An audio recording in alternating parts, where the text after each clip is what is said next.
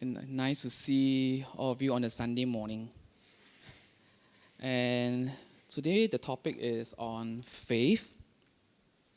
But rest assured that you didn't come to the wrong place. Because normally you only talk about faith in other religion. And in Buddhism, we seldom discuss about faith. But I thought it's important to discuss about it. But before I begin, I always like to do a poll. Now it's the in thing. I do a poll. Who think that you have absolute faith in the Dhamma? Alamak. Oh, wow. 1, 2, 3, 4. Wow, absolute faith. Wow, very good, very good. Atas. Okay, very good, very good. Then you all shouldn't be here, leh. Because I'm going to discuss about faith, and you have absolute faith.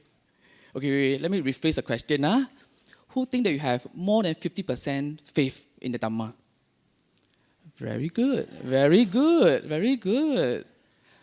Who have less than 50%? Don't be shy, it's okay.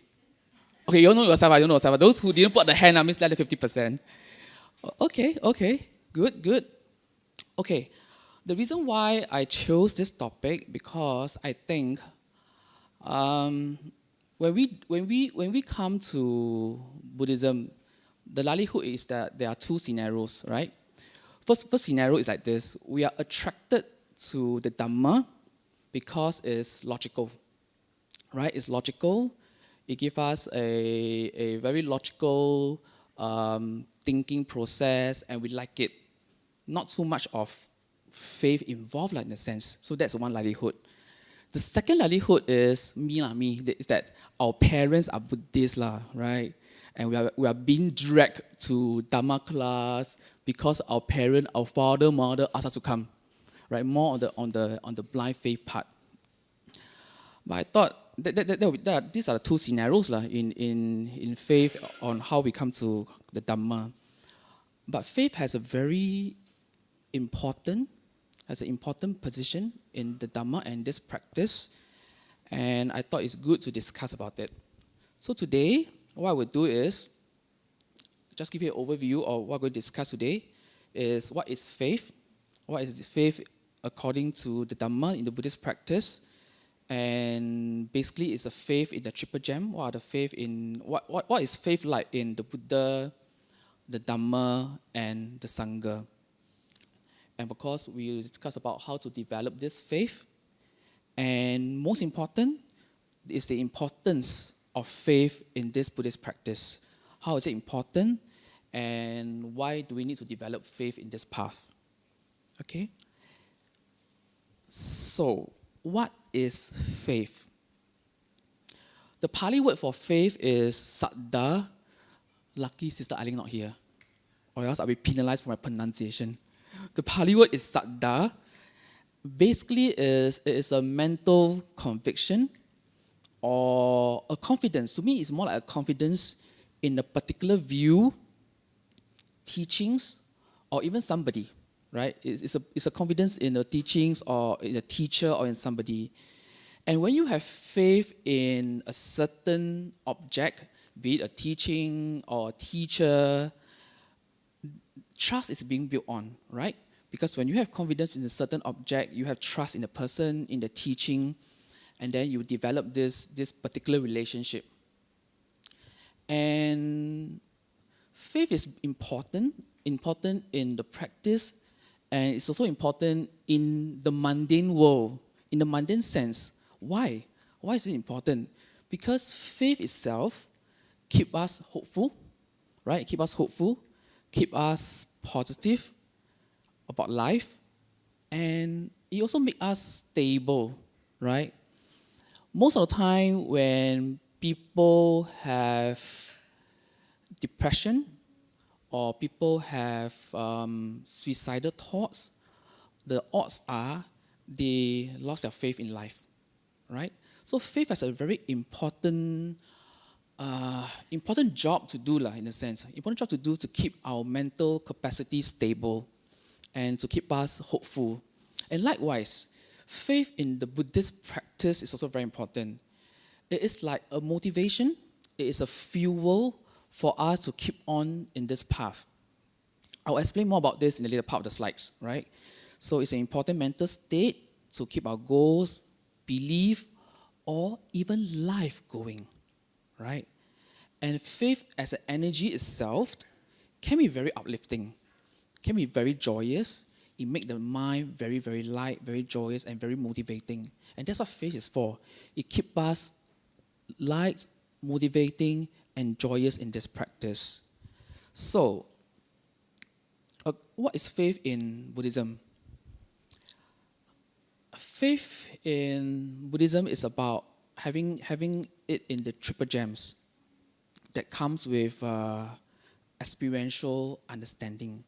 The faith that we talk about in this Buddhist practice, it must come with understanding and it must be experiential, right? Conventionally, when we talk about faith, it's about an external, it's like external object. Triple gems are external object. Seeking refuge in triple gem, having faith or confidence in the triple gem. Initially, it is a very external thing. Very external thing. But when you start on this path, and slowly practice, you find that the triple gems that we often talk about is no longer an external object. It becomes very, very internal. What do I mean by this?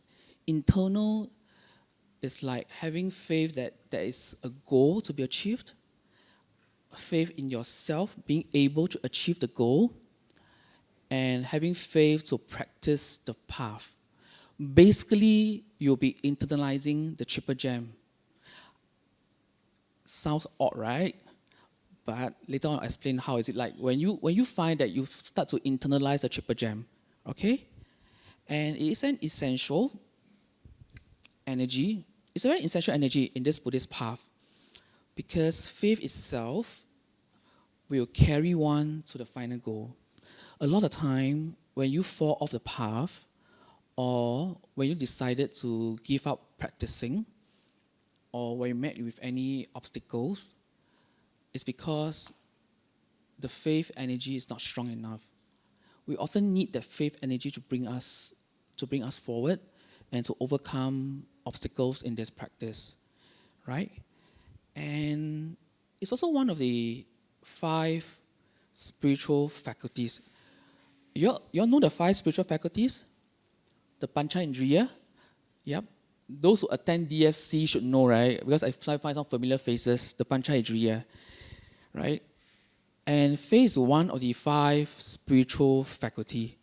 It's a set of essential mental states for enlightenment that needs to be cultivated, right? For those of you who are not familiar with the 5 spiritual faculty, they are faith, what else? Energy, mindfulness, concentration, and wisdom. Can you give me Pali? DSC people, you all can give Pali, right? What is faith? Saddha, very good. Energy, Viriya. Mindfulness, Sati. Concentration, Samadhi. Wisdom. Oh, okay, we done our job. And of course, there are very many different levels of faith, right? Many different levels. I like to break down the faith into about 4 levels, and you'll see yourself which level can you associate with. First of all, I call it a skeptical or blind faith, right? It's like just like I say, my mother, father asked me to come, that's why I come. Right? We all start off with some skeptical or even blind faith. Or even when we want to know more about philosophy or teaching in life, we say, okay, I think I want to find out more about the Dhamma. Then you come for classes, come for courses. You have slight faith, but it's quite skeptical. You're not sure what you're getting into, right? You're not sure about it. You just want to hear, see, and see whether is it suitable for you. So we all started with skeptical faith, right? And then as we move on the path, as we come for lesson, for courses, for talk, we develop what we call conceptual or a knowledge-based faith. This is the part where you start to make sense of the teaching, start to read, start to understand, and start to say, okay, I find this particular philosophy or this teaching sounds good to me, sounds logical, and I think I can accept it. Right? I think I can accept it. That's where the knowledge-based faith starts. Right? You start to accept the teaching. You start to say, okay, I think I can put this into the practice. So this is a knowledge-based faith. C is the experiential faith. This is a faith where you start to put the teaching into the practice and you find that it works. It works. And it makes you happier. It makes you contented. And you find that it makes you less dukkha. Right? So this is the experiential faith. And to me, only when you start to have experiential faith, that's where the true refuge starts. Before that, the refuge is all about chanting, or even just, okay, I believe. Try to believe. But when you have experiential faith, when you start to see how Dhamma work in your life and how it makes you happier and more contented, that's where the refuge starts. The real refuge starts. That Dhamma is going to be your anchor. Dhamma is going to be the way of life, right? And of course, when you further your path, that's where you develop this unshakable faith or doubtless faith, which is experienced by the Aryas, right? So you all can associate the different levels, A, B, C, D, right? Some maybe A, some B, some C, and some D. And you move along this level of faith when you are in this path, right? So just now I mentioned that in Buddhism, we talk about faith in the triple gem, in the Buddha, the Dhamma, and the Sangha. So how is it like to have faith in the Buddha, and how should we go about doing it? Okay, faith in the Buddha. It must begin with a correct understanding of who the historical Buddha was. What do I mean by this? You must really go back to the early texts to know who the Buddha really was. It's not about the Buddha baby that walked the 7 steps. It's not the Buddha when he was born start to talk. That one is more of story, right? More of story. I always say in the class, if a baby can walk 7 steps, that's not human. I will run away from this baby. I never seen a baby when it was born can walk 7 steps. So you must be able to differentiate the historical Buddha and the Buddha that was portrayed by a later generation. I mean, it's a nice story to have that, portray Buddha as walking 7 steps, who can talk, that there's no more rebirth for me. But to me, it sounds very freaky. The Buddha can walk 7 steps when he was born. So it's very essential and important to really realize who the Buddha was. Who is he? What's his mission? What he really taught. Because from there, they can appreciate and have gratitude for the real Buddha who really gave this precious teaching to us and who passed down the method to us so that we all can be free from dukkha. And all the trouble that he went through in his life in order to spread the Dhamma, right? So you must begin with the correct understanding of who the historical Buddha was. And if you want to know, please go and read Sister Sylvia Between the Lines, right? That is a very good book to tell you really who the historical Buddha was, right? And your chant, right, itipiso, right? So you must know what it meant, the itipiso verses, and begin to realize the qualities of the Buddha, right? So the noble disciple must possess confidence in the Buddha. And there are 9 qualities of the Buddha. He is an arahant that is free from defilement. He is a Samma Sambuddha, a perfectly enlightened one. A perfectly enlightened being is one who rediscovered the path and able to teach the path again. Right? He rediscovered the path and teach the path. He is accomplished in true knowledge and conduct. Right? He is well established in the knowledge and conduct. He's fortunate. He's fortunate because he's free from dukkha. He's free from all suffering. Right? And he's knower of the world, the external world and the internal world, the mind world. He knows everything about the external world and how the mind works. And because he understands how the mind works, he's able to give us a manual to free ourselves from dukkha. And he's an unsurpassed leader or person to be tamed. He's a perfect teacher, right? And he's a teacher not only to human world, but he's also a teacher to the Deva world as well. And he's the enlightened one, he's the awakened one, and he's a blessed one. He's a blessing to the world. He's a blessing to the world because he's able to rediscover the truth and able to propagate the truth to all of us here. Right? So when you chant the Itipiso, you must be able to recall these qualities of the Buddha. Because by recalling this quality of the Buddha, it helps to develop faith. It helps to develop faith in the historical Buddha. And this is found in Anguttara Nikaya, Book of 6, Sutta number 10. Right? And the Buddha's mind and conduct is pure.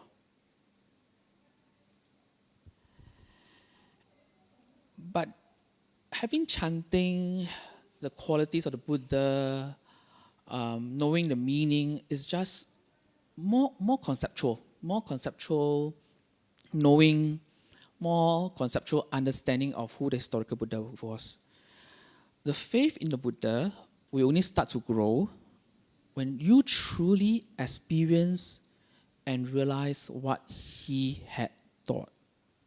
And this is important because you only have gratitude, you only develop faith, true faith, and develop true refuge in the Buddha when you start to experience and realize what he taught.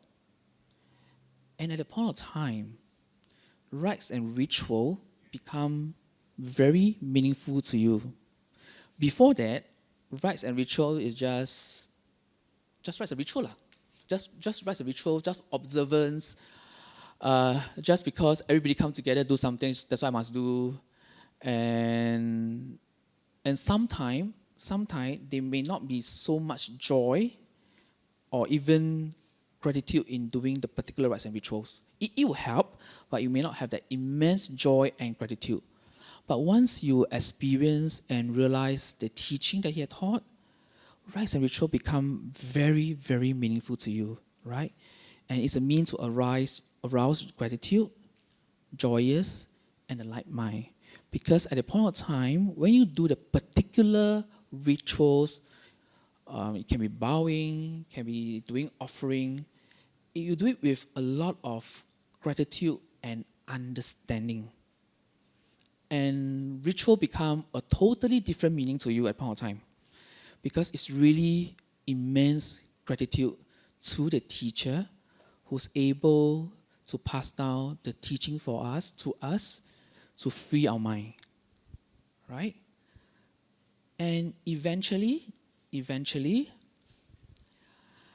when you go further in this path, it's not about a faith in an external being. It's not about faith in an external being. It become Buddha become an embodiment of the Dhamma, the practice, and the realization. It becomes very internal. And it becomes so internal to you that you have this conviction that there is really an awakening. Buddha represents an awakened mind.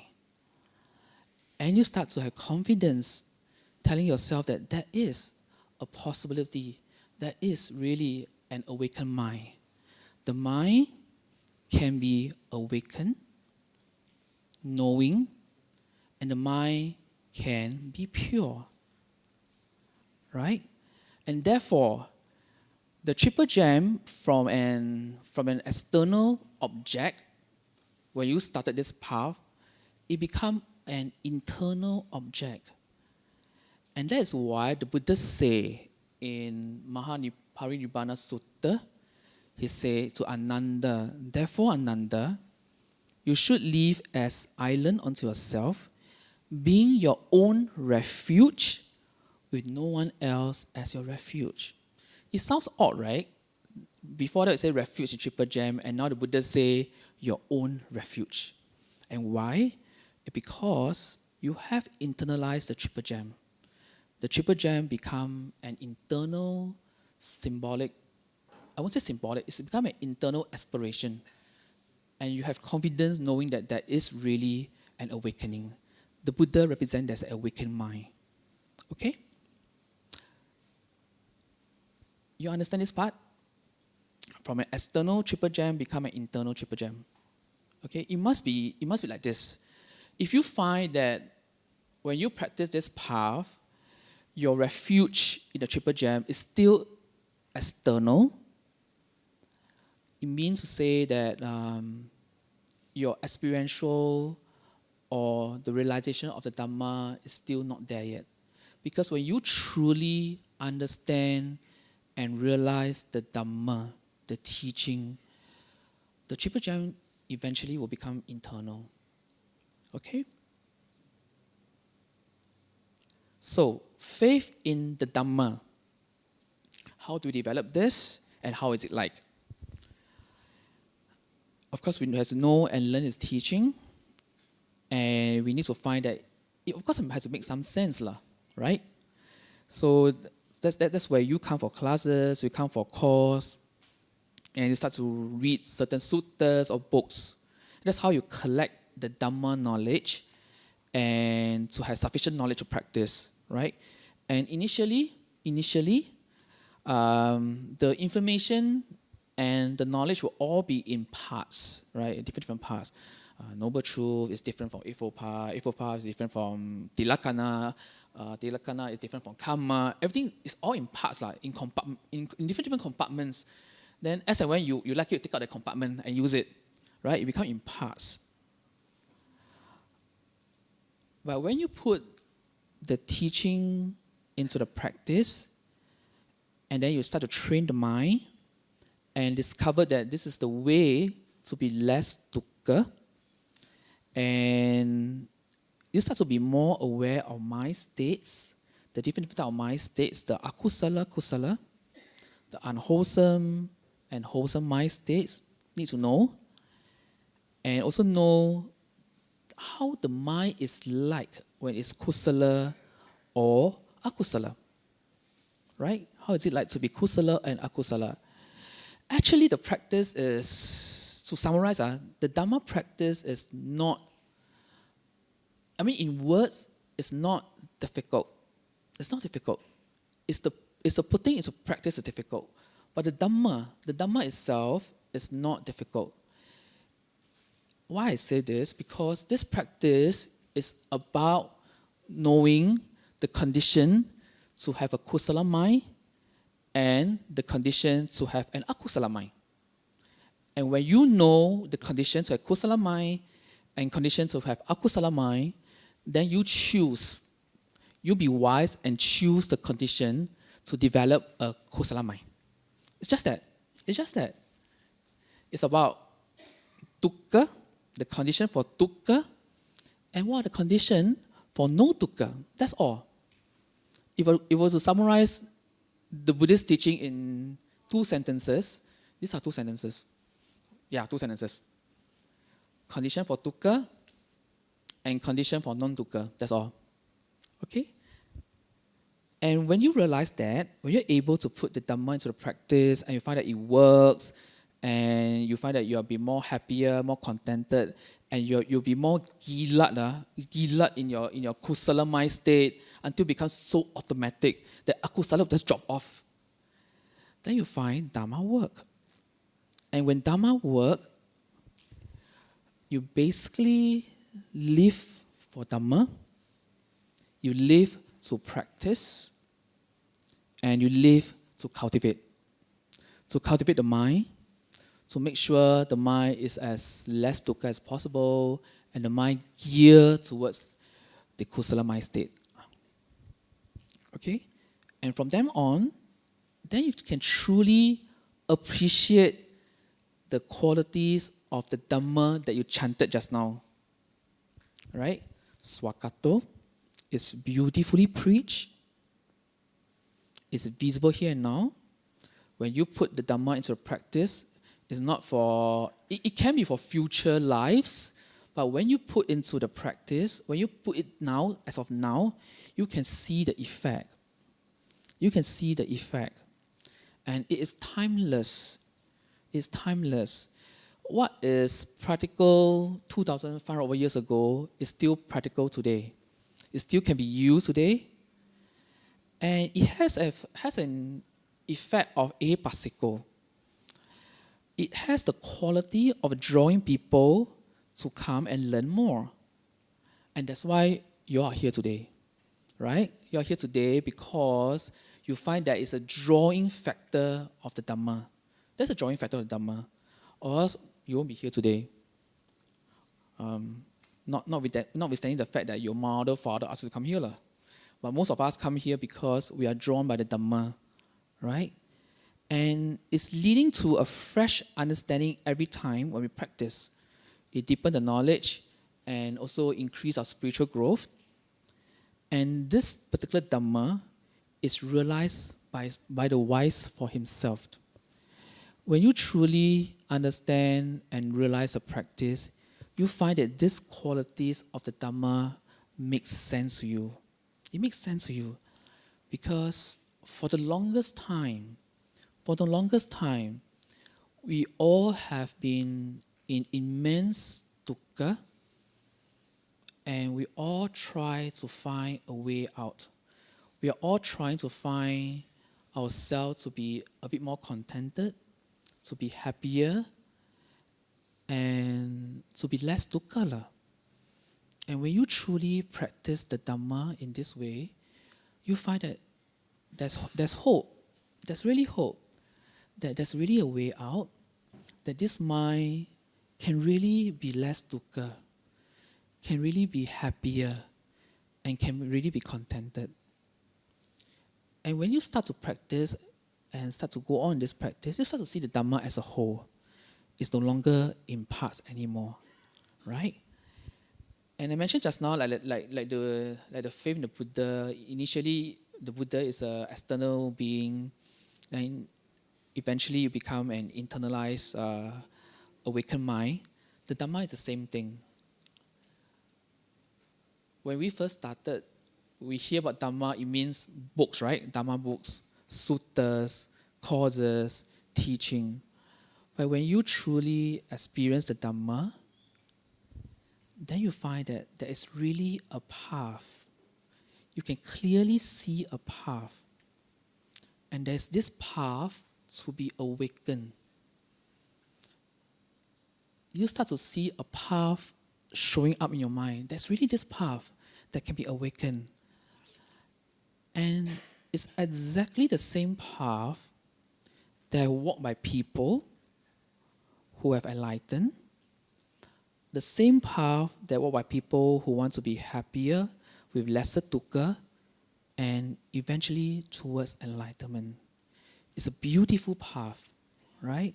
That bring comfort, happiness, and joy. And you develop this doubtless path, doubtless faith in this path, total confidence and total conviction. The Dhamma is no longer external words, readings, and sutta or talks or whatever, but it becomes your own journey, a journey to a happier mind, to a contented mind, and a journey to no dukkha. Okay? So this is how you develop the faith in the Dhamma, and this is how it evolved eventually. Next, we talk about faith in the Sangha. So how is it like? And how it eventually become internalized. Traditionally, it represents a community of Aryas. You know Aryas, right? Aryas are the 4 stages of enlightened being. And they represent a living testimony that Dhamma works. Right? It's a living testimony because we have the Buddha, which is no longer around. We have the Dhamma, which is just initially just books and readings and talks. So we need something that's alive, a living and alive, to show that it really works. So Sangha actually represent a community of Aryas, a community of people who truly put the practice, who truly put the teaching into the practice, and they are a living testimony that it really works, right? And this path is possible. So how do we develop faith in the Sangha? First of all, it's to associate with good practitioners who will inspire you to practice, right? And this practitioner can be monastic or can be lay practitioner, right? The key here is we need to always be in the company of practitioners who you are inspired with, right? So that they can be a motivation, they can be an example for you to practice. And we seek refuge in a community that live according to the teaching and the practice, right? We seek refuge in the monastic order that still live according to the Buddhist practice, still in the monastic order. And we feel grateful that there are still people who want to be ordained after 2,500 over years and who still want to uphold this practice so that they can develop the practice and they can propagate the practice. There should be a lot of gratitude to this monastic of Sangha, because they're the one that really, they're the one that really hold the teaching all the way from the historical Buddha to now. Imagine if nobody wants to ordain, if nobody wants to go into monastic practice, all of us here will not be a Buddhist. We will be most likely from other religion, right? Because they're important. They're important group of people that show us the way, that are living testimony, and that tell us that, hey, this path is possible. This path is possible. That's what the Buddha always say. I teach you this because it's possible. If this is not possible, I won't teach you this. The Buddha always say in the sutta, only this is possible, that's why I said this. In my own words, I paraphrase. If this is not possible, I won't be teaching this, right? And when you start to take refuge in the Sangha, and when you start to realize the Dhamma, the quality of the Sangha become very meaningful to you. Yeah, this is what we chanted just now, right? Confirm confidence in the Sangha, because the Blessed One disciple practice the good way, the morally good way, straight way, they keep to their Vinaya, true way, they are true to the practice, and proper practice in a proper way, right? And that is the 4 pair of person, the 8 types of individuals. The 4 pairs are the 4 different stages of enlightenment. The 8 pairs are the Magga and Phala, the path and the fruits of the 4 different stages of the Aryas, right? And because they practice according to the Dhamma, they are worthy of gifts. They are worthy of your offerings, right? And they're worthy of your salutation, your respect to them. And most importantly, they are the unsurpassed field of merit for the world. They are really a field of merit for the world. When we talk about merit, punya, I know conventionally, people talk about merit. It's about I want to have a bigger house. I do this so that I can have this. It's become very transactional. I want to do this because I want to have this. I offer this so that I can have this. But merit is not like this, right? The definition of punya is any action, thought, or speech that leads closer to nibbana. That's why we have 10 meritorious deeds, right? Because by doing this 10 meritorious deeds, it's conducive for the mind to the path of nibbana. That is what merits are for, punya are for. It's not for mundane, conventional needs or wants. I know now people go for merit, go for blessing, I always call the monk pung zui, blessing, just to get a certain transactional activity. But it's not like that. Merit is supposed to be any thought, your speech, or your mind that lead you closer to kusala mind state and to the path of nibbana, right? And we start to understand that this is an unbroken lineage of practitioner, right? And we offer requisite with great gratitude and respect to the Sangha, who is able to give us a teaching, who is still upholding the teaching. And most importantly, Sangha become an internalization, because you know that this community of monks, they can practice, they are living example. It becomes an aspiration to yourself that I myself can also be awakened. I myself can also be awakened. So the triple gems from an external object now become an internal object or internal aspiration. The Buddha become the mind can be awakened. There is a path to awakening, and I myself also have potential, have the chance to be awakened, right? So that's why now you understand why the Buddha say, be an island unto yourself, seek your own refuge with no other refuge. Because when you truly understand the triple gem is inside here. It's in here. It's no longer an external object, right? And in that manner, that's where really true refuge come in. True refuge come in because you know that this is the person, this is the potential that I myself can also be awakened. Okay. Next, how? Right, we talk about faith in the triple gem. How is it like from an external to internal? So how do we develop faith? How to do it? These are just a couple of examples. First thing, of course, was learn and accumulate the teaching and then put the teaching into practice, right? Not enough just to do your rituals and just do without understanding. Really devote your time to learn and accumulate the teaching. And then put the teaching into the practice.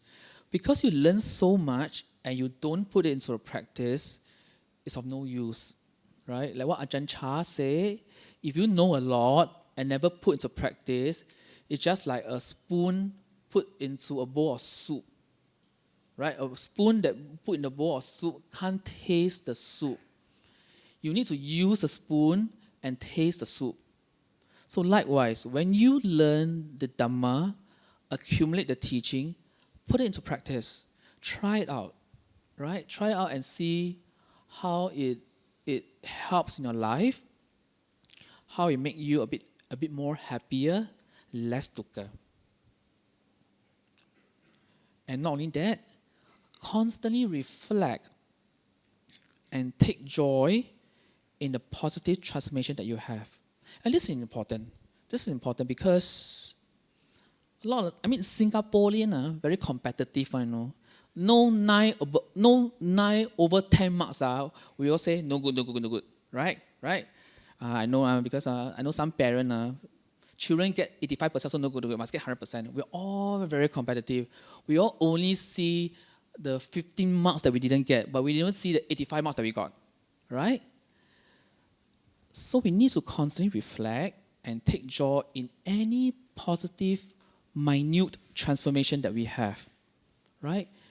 Because the path is going to be, I would say a path is going to be, some of us are going to be a long one, some are going to be a short one, depending on your own practice, depending on your own aspiration.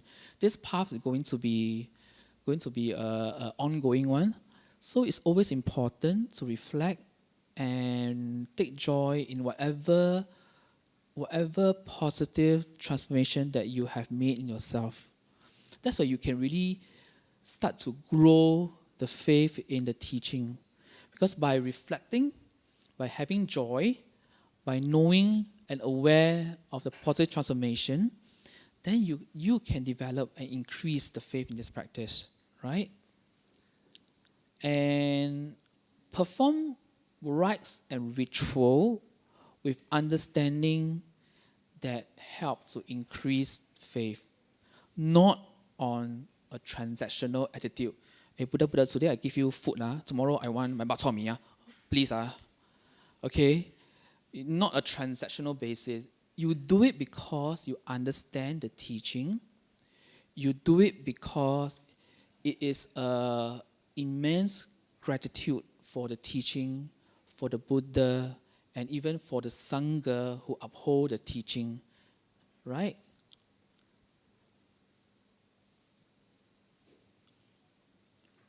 Important? Practice with a group of practitioners, or what I call the Kayana Mitta.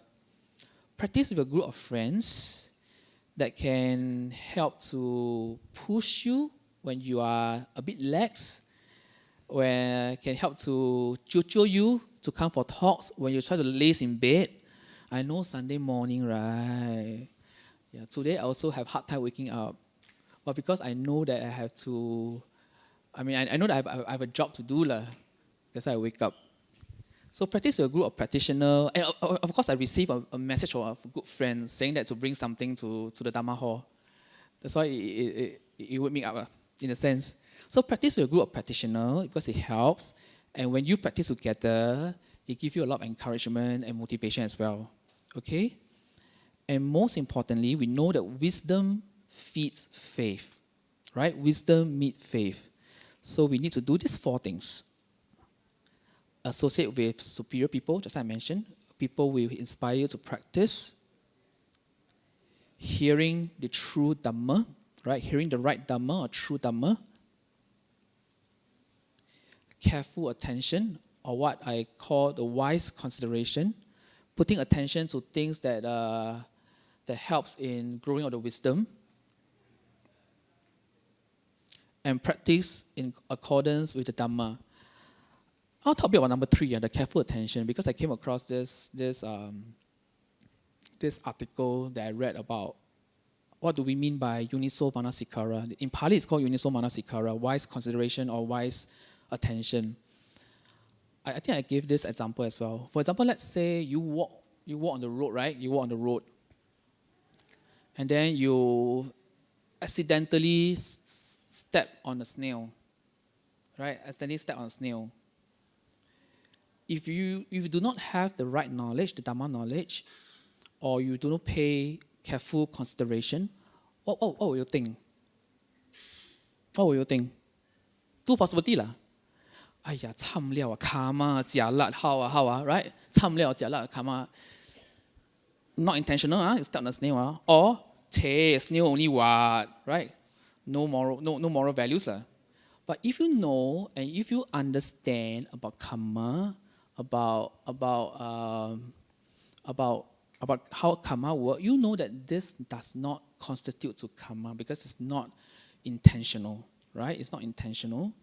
And if you have wise consideration, you just tell yourself, I will remind myself to be more mindful in the future, right? And move on. Because I really do not have intentions to snap on a snail. It's just maybe not mindful. So you remind yourself to practice more mindfulness.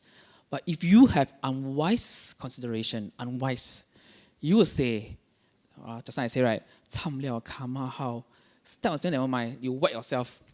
Wet yourself with guilt. Wet yourself with guilt and guiltiness and unwholesome mind, right? So this is what wise consideration is, or wise attention is. You know about the Dhamma, and you reflect properly, and then move on. This particular phrase was found in Ajahn Jayasaro book, which I find is quite meaningful. This is what wise consideration is, right? And practice in accordance with the Dhamma. Okay?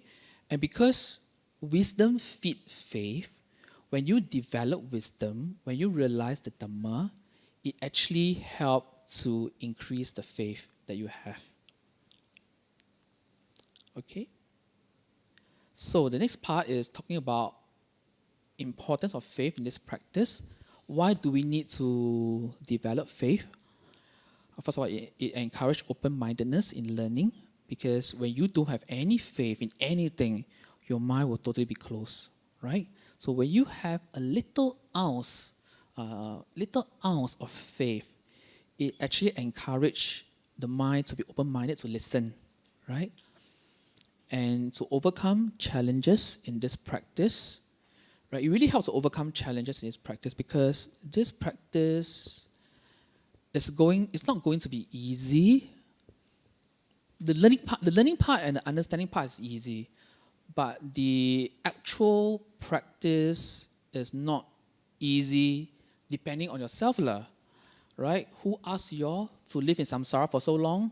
Who asked you all to reborn again and again until you bring so much negative habit with you, right? You have been around for many, many millions of life, right? So to undo the negative habit, it really needs some effort. It needs some effort, needs some time, needs some patience. And sometimes you will meet with challenges. You will come to a halt in your practice. And that's where faith really helps, because it keeps you patient. It actually motivates you, and it tells yourself that it's okay. I'm going to just put in as much effort as I can. It will come to fruition one day. So that's how faith helps. It overcomes challenges in your practice. And it brings joy and hope, right? Bring joy and hope, because you know that there is a way out. Although I'm feeling like this, but I know that there is a way out. There's a way to solve the problem of the mind. There's a way to be less dukkha. I know there's a way to be less dukkha. I just need to practice accordingly. And it brings joy and hope. It brings a lot of joy and hope that I am not fated to be dukkha. I am not fated to be like this. And because of anatta, I can change. I just need to put in the condition to change. It brings a lot of joy. It brings a lot of joy and hope in this practice. Yeah, joke also brings joy, right? And therefore, make the mind lighter. Okay? And why is it important? Because it's one of the 5 mental energies, the pancha indriyas, to realize the Dhamma. Right? Faith brings joy and motivation to put in effort. And the effort is to make the mind pure, clean, and not burdened. And with a clean mind, with a mind that is kusala, very kusala, it will be light and joyous. And light and joyous mind make mindfulness sharp and alert. And that's the reason why just now meditation, I say, recall a kusala action. Because when you recall a kusala action, the mind will automatically become lighter, become happier. And when your mind becomes happier and lighter, you can bring your attention to the breathing easier. Imagine you're sitting there with an angry mind, scolding somebody. ask you to bring your awareness to the breath, cannot one. Your mind will only think of the words. This guy is very jialat one. This guy has snatched my seat. My seat is here. He's going to snatch my seat. You see how the mind works. When your mind is in akusala mind, it's keep on talking, very heavy. You cannot bring your attention to the breathing, which is so subtle. That's the reason why it's good. I do this myself. For example, let's say I have a very hectic day, and I know that when I sit, I sure cannot sit because my mind is running everywhere. My mind is very heavy. So what I did is I recall an incident or kusala action that I've done, or I do a certain action that brings kusala mental energy back. For me, my kusala will shoot to the roof when I offer a candle to the Buddha statue. When I see a candle in front of the Buddha statue, I find that my mind settles quite quickly. Because when the flame is, I find it beautiful, when the flame is projecting onto the Buddha statue, I find it's really beautiful. And my mind gets into that kusala state very, very fast, right? So a kusala state of mind makes easier for you to be more mindful, right? And mindfulness helps one easier to still the mind, right? When your mindfulness is sharp, you're able to still the mind. And with sati and samadhi, panya can then arise. And when panya arises, it will feed the saddha again. Now you know why saddha is important. Because without saddha, without faith, all this cannot follow. And it cannot flow. Okay? So faith helps to increase our viriya. Viriya to keep the mind space clean. When your mind space is clean, it's easier to develop sati samadhi. When you have the two sati samadhi component in your mind is in the optimal state to realize panya. And when you have panya, it feeds the saddha again. And this is how it flows. Okay? Now you understand the pancha indriya, how it works. For DFC people, you all should know. You shouldn't ask any question later on, because you all should know. Okay? And of course, faith gives meaning and motivation in life, like I said earlier, especially for spiritual practice. And it's also a remedy for doubt, right? Which is one of the factors a stream enter will drop, right? When you have confidence in this path, your doubt will drop, right? And faith, okay, if you don't want to get into the stream, who wants to get into the stream? Or who don't want to get into the stream? I ask the right question. All want to get into the stream, right? Okay, I assume some may not want to get into the stream yet. At least faith in the right teaching prevent one to fall into a lower state of existence. And this is in Anguttara Nikaya 5, Book of 538, right? So if you practice saddha not to enter the stream, at least saddha in the right teaching prevent you from falling into a lower state of life, right? So now you know why it's so important in this path. In this whole path, to be exact. Okay? Hey, why blank? Come again. Okay. So I'm going to be a broken recorder again. So it helps to arouse viriya, to watch the mind and make sure that it's pure. It makes the mind joyous, motivated, and helps to overcome difficulties in your practice. And we all know that unshakable faith is needed to enter the stream. There's a reason why we need to develop the faith.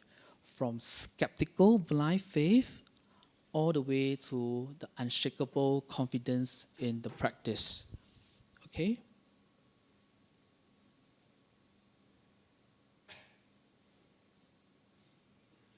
Is it the last slide? Okay, strange. Okay, never mind. Okay, actually, this is the last slide. In summary, faith helps to arouse viriya, to watch the mind and make sure that it's pure. And like I mentioned just now, it made the mind joyous and motivated. And it helps to overcome any difficulties or stagnation in the practice. And because unshakable faith is needed to enter the stream. That's the reason why we need to develop the faculty of faith in this whole practice. Okay? think, yeah, that's the last slide.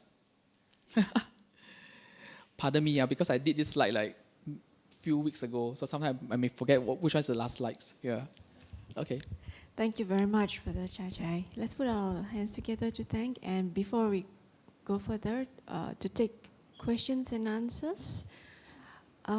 Any questions? Yes.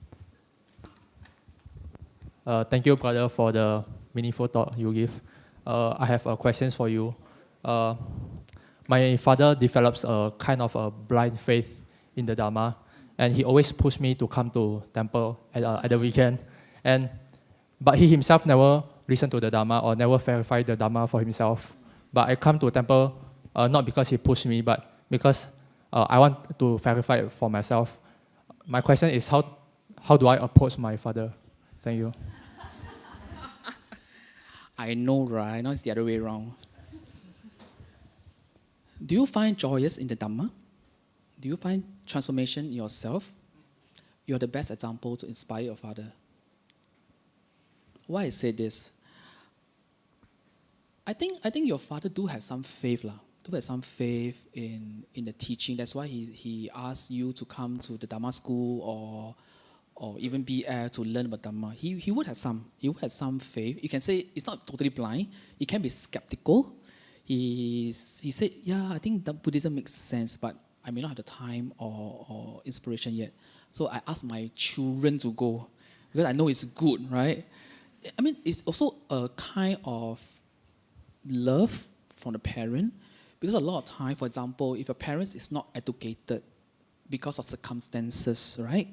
He say, I want my children to be very educated. Then you ask yourself, hey, you're so not educated, why ask me to be educated, right? But because he may not have the chance to receive the education that he wants, so he wants the best for the children. So likewise, it may be certain circumstances or situation that he may not be able to receive the Dhamma teaching. So he wants his kid to receive the best Dhamma teaching, and that's BF. I ask you to come, right? So when you come to BF and you realize that the Dhamma really transforms you and you become a better person, then you're the best person to go back to the house and slowly inspire your parents to practice bit by bit, really bit by bit. Don't need to be a big leap, right? And the best gift, the best gratitude that you can repay your parents is really establish them in the Dhamma. Slowly, patient, and make sure you understand the Dhamma first. And go back and be the best version that you can be. Right? And slowly you can see your transformation. And then from there, you can work from there. Yeah. Or I can talk to your father. Yeah. I can talk. Yeah, we can talk. Teochew, Hokkien, I can. Mandarin, I also can. Yeah. Pali, I cannot. Yeah, that's how you slowly go back to. And I'm very inspired by you because you have this heart to want to establish your parent in the Dhamma practice, which I think is really commendable. And you are in the right path. Yeah.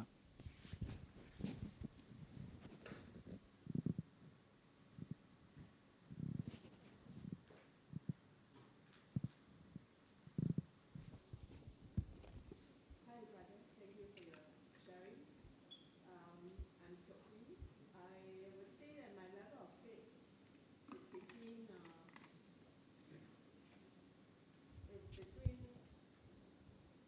No battery. You hear me, right? I can hear, yeah. I think all can hear, right? Yeah. Okay.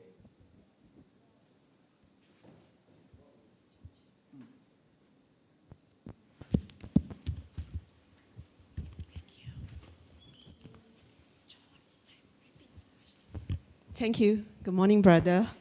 Okay, my name is Chye. Okay, today I'm here. Okay, I would say my level of faith is somewhere between blind faith and knowledge-based faith, because I just have basic knowledge of Buddhism, and still a long way to go. That's why I'm here. My question is, you said that And we have to internalize the triple gems and be our own refuge, right? But sometimes we feel that we are so weak, you know, we want to, but our mind seems to be so difficult to control, and also of the surrounding. Other faiths have, you know, say that because we are weak, we need the omnipotent, you know, beings to help us, to lean upon. What are your thoughts about this? Okay.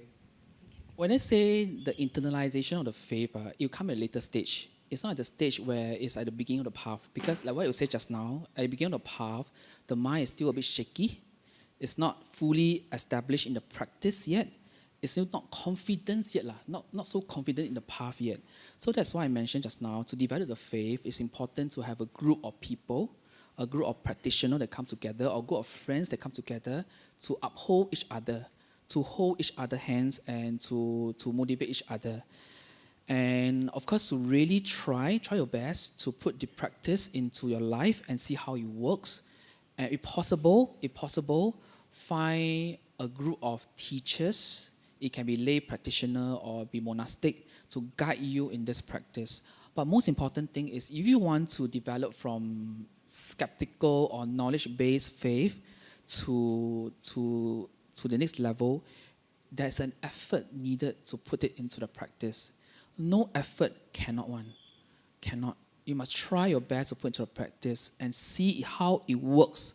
Be it baby steps. So again, like what I say just now to our boy there, that you're in the right place. Because Buddhist fellowship have a group of, we are a group of people who are really so interested in the Dhamma that we can sacrifice our morning sleep on Sunday to come for Dhamma talks or whatever and practice together. And of course, it's good that you always take stock of the transformation that you had what I mentioned just now. Take stock of the mini transformation that you have. That's where you start to develop that, hey, I can do it. I actually can do it. I don't need an external being. I can do it if I put in the practice. Yeah, faith can be a very powerful energy. Can be very powerful. Initially, I'm not saying that external faith is not important, but just saying that the development of faith along this path started off with external. It can be the Buddha, can be the Dhamma, can be the Sangha. But when you start to truly understand the teaching, you find that the best protection that you have is the practice that you walk, that you put in. Yeah, and you won't be swayed by the world, because your mind is the equanimity stage. I know it takes a bit of time and patience, so that's why the Buddhists say Kalaya Mita is the whole of the spiritual life. Spiritual friends is the whole of the spiritual life, because they're the one that hold you together, they're the one that motivate you, and they're the one that share their practices with you so that you won't feel alone. Initially, we all don't want to feel alone, because feeling alone can be a depressing thought. So friends help us in this way. Yeah. And as you walk on the path, as you walk into the more higher, so I call it the higher apex of the path, you have to walk alone, but you won't feel lonely. Yeah. Does it answer your question? You can clarify again, no problem. But is it possible to, feel free of suffering in this life? No, right? The answer is. My answer to you is yes.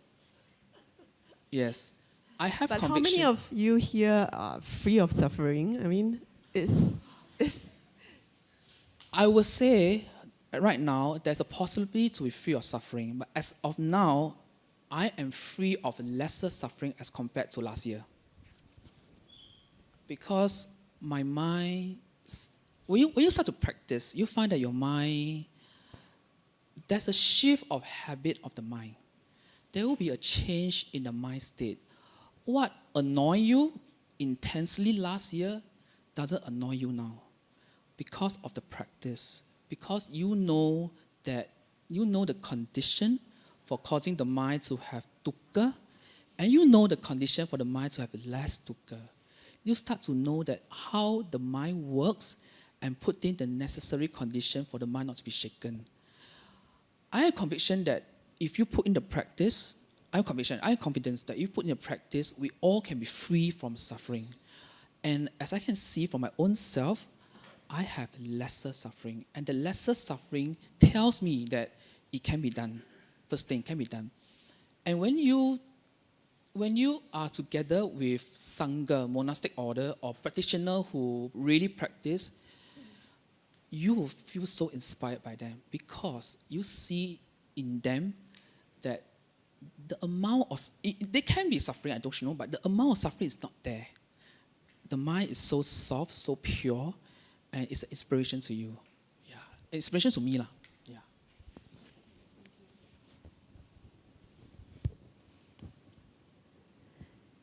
Any other hands up? Questions?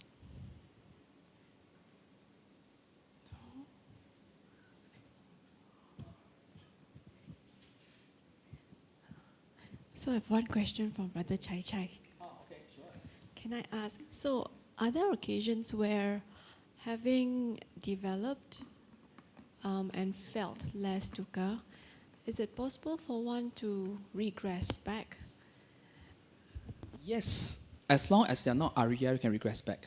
But once you're Arya, the Sotapanna, you won't regress because your path is a stream enterer. You just follow the stream to Nibbana. So that's why there's a need to constantly consolidate on practice. Especially people go for retreat. You know, you go for retreat. When you first have a glimpse of the Dhamma, the glimpse of the mind, how the mind works, you feel so happy, so joyous that sometimes people may cry because you finally understood what the Buddhists say about dukkha and the mind that has no dukkha. But that's only the first step. That's only the first step because that glimpse, yes, it's enough for you to know that Dhamma works, but most importantly, when you go back to your mundane life, it's important to constantly be in the dwelling of the Dhamma, be in touch with the Dhamma. I know that as a lay person, I'm also a lay person, it is challenging in life to keep on with the practice. But when you see yourself associating with the days where you associate with the practice and the days that you don't associate with the practice is a lot of difference to the mind state. So that's the reason why there's a need to constantly consolidate the practice until the day that you know that you're on the Arya path. Until the day that you know that the Arya path, then you won't regress.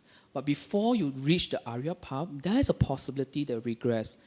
Why possibility? Because we're all in samsara for so many lifetimes. We all have a lot of habits.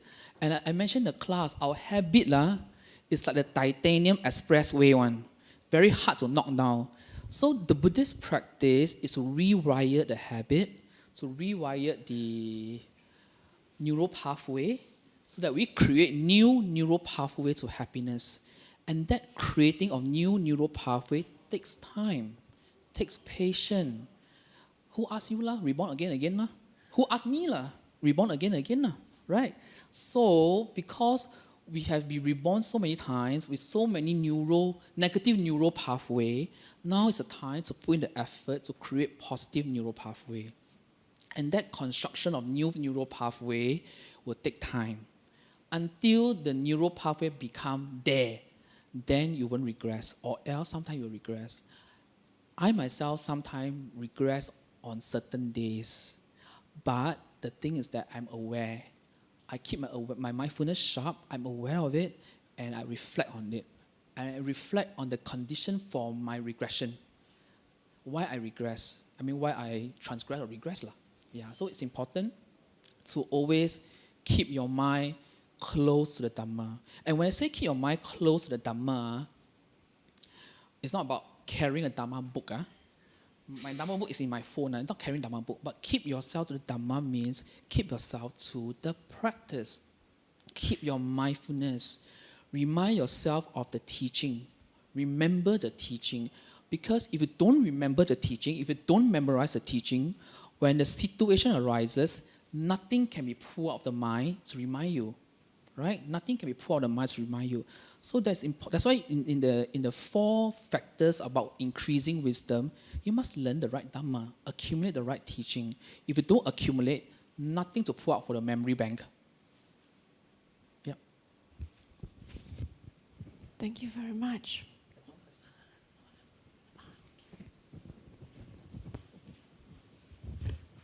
Following for what you say, what is true Dhamma? The Buddha say he taught 2 things, right? 2 things. Dukkha and the condition for non-dukkha. To me, any teacher that teach about the condition for having dukkha and the condition for lessening dukkha, to me is a true Dhamma. Anything that tells you about not these 2 things, I won't mention, not these 2 things, to me, I won't even spend my time reading it or even spend my time practicing it. To me, the teaching of the Dhamma is to understand the mind, what caused the mind to be in the dukkha state, and what can free the mind from dukkha. That's for me the most important. And any teaching that say other things, other than these 2 things, about dukkha and non-dukkha, I won't even want to follow that. Yeah. I mean, to put it in brief, yeah. Noble Eightfold Path is a condition for non-dukkha, right? So that's your teaching. But if any teaching tells you to, I will mention, but not particularly in this area of condition for dukkha and condition for non-dukkha, I won't even want to touch that. Because to me, my life is precious. Every minute of a time will not be back again. 1 minute ago is falling away. I won't be in the same 1 minute ago. So to me, I want to put my time on the core teaching and on something that is meaningful to me and something that can make me happier, contented, and joyous. Yeah.